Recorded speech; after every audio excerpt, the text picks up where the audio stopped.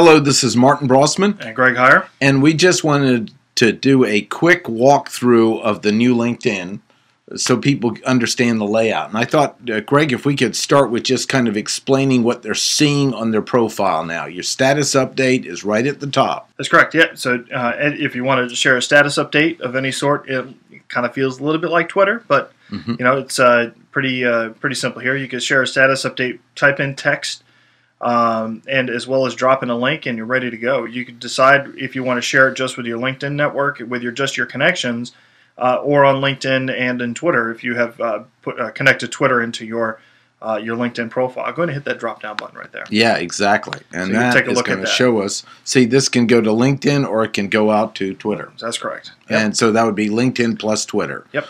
So simple thing. Then we have LinkedIn Today, which has been around for a while.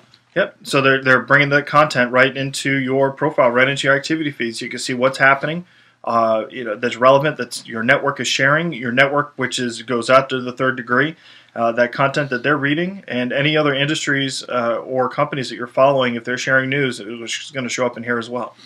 As we go down, we're getting status updates from your community. This is important. This is a way to be able to stay top of mind with them by commenting on it or liking or responding. Absolutely. If you see that, you know, sometimes that you'll see that their endorsement people get endorsed. If you you know, if you feel that that person deserves that endorsement, go ahead and give them an endorsement. You'll also see things like you know, someone's work anniversary. You know, if you see that pop up, say congratulations, you've been working there for more than a year. That's a good task. And on the right, we have clearly who's viewed your profile. Right. As well as your network statistics, which yes. is, you know, how many connections you have and how many people have been added in your network. You can also get some more information on that by clicking through Add Connections. And what I want to do is go into Edit here, Profile Edit, to talk a little bit about the once over about the changes that have occurred. And your connection, Gary, has endorsed you, so you could respond to it, thank him, or... So this is basically what's popping up here is that Gary has endorsed me for something that is not listed inside of my endorsement section. If I choose to accept it, I can add it to my profile. If I don't, I can hit skip and just say forget about it. On the right, we have experience projects. It's recommended. These are areas it's kind of encouraging you to fill in new sections. You can add in if you have a new job you need to add in, or projects that you've worked on, whether it's in work or outside of work. Take and add that into your profile. Test scores if you're taking, you know, your PMP certification, or you know, maybe you're taking a college course or something like that. You know, LSATs, whatever you want to put in there, you can drop those test scores in there. Summary. Now, here's the thing that not everyone has yet, but we're pretty fond of. Yeah, adding rich media to your LinkedIn profile is becoming available. You know, back in the day, we used to take and actually have to go a very interesting roundabout way, right, which you can go back and review that blog post on LinkingIntoSales.com, and learn how to, you know, basically add video to your profile by using either SlideShare or using Google Presentations. So now you actually have the ability, where LinkedIn has done a bunch of different integrations with numerous image, video, and audio platforms, as well as some others, like portfolio platforms and things like that, where you can actually take that content and share it within your profile. So you can share it within the summary section, or you can share it in your experience section. And I think the experience section is really a good place to kind of focus on. But here, since we're in the summary section, just to kind of give you an idea, you know, what if you're, you know, if you're a job seeker, or maybe you're a solopreneur, you know, anything like that. If you want to take and put a video introduction about yourself, drop it into your summary section right there and make it quick. Get to the point. I wouldn't do more than a 1-minute video in here. I'm going to throw a endorsement in mine quickly to show how it works. Sure. Yeah, go ahead. Let's go. So we'll go into mine, profile, and then we'll go in here under summary, and we will click here, add media. So right there. Now I'm going to get it out of YouTube. There it is. So here's the video I'm going to add, and I'll just go down here and get the share link right there. And I don't want to add anything else along with it. I grab the URL here. We go over to LinkedIn. I paste the URL in right here.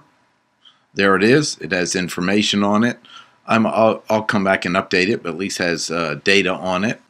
And now what we have is the video sitting there, and I can click Save, and it's right connected to my page. So if someone sees it, they click on it, and it shows up right in LinkedIn. That's really cool to me. I mean, that's what we wanted for quite a while. Excellent. So, Greg, we'll take a minute and go through a few other of the items here. We've gone through adding content, publishing. Yep. If you've written a book or published an article in a magazine or a blog, syndicated blog or anything like that, then take and include that in here under publications. If you scroll down into your experience section, you can see that keep in mind that SlideShare is now owned by LinkedIn, which is a good thing because now they can take slides and easily integrate that into your LinkedIn profile, and we know the business world loves slide presentations. So yep, sure does. Add that content in there.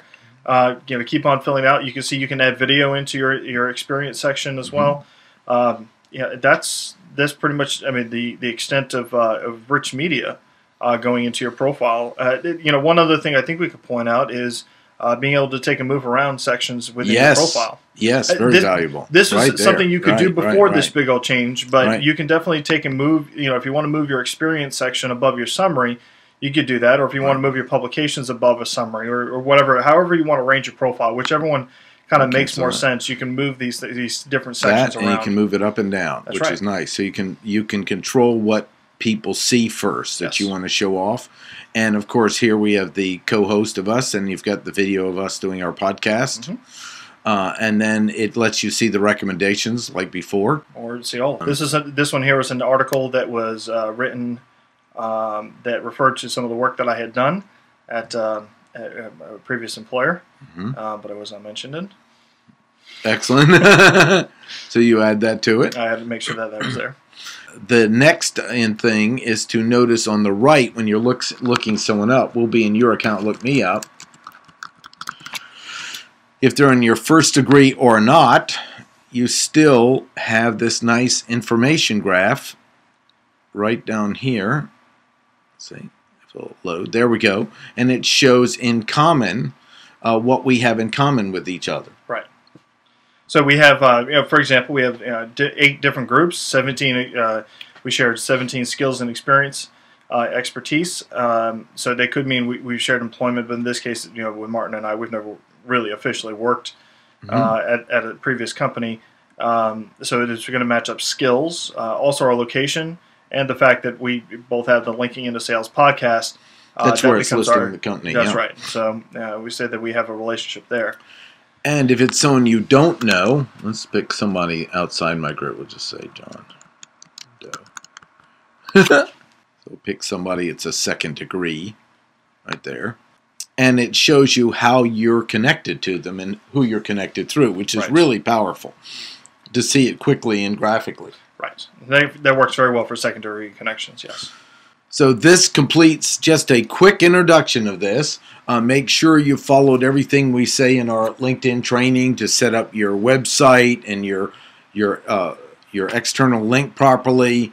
And how can they find out more about our training? Well, I would say then go visit LinkingIntoSales.com, start listening to the podcast, and you can contact us through LinkedIn, Twitter, Facebook, Google+, the blog, however you want to. We're there. And we'd love to do training for your team on site. That's right. Absolutely.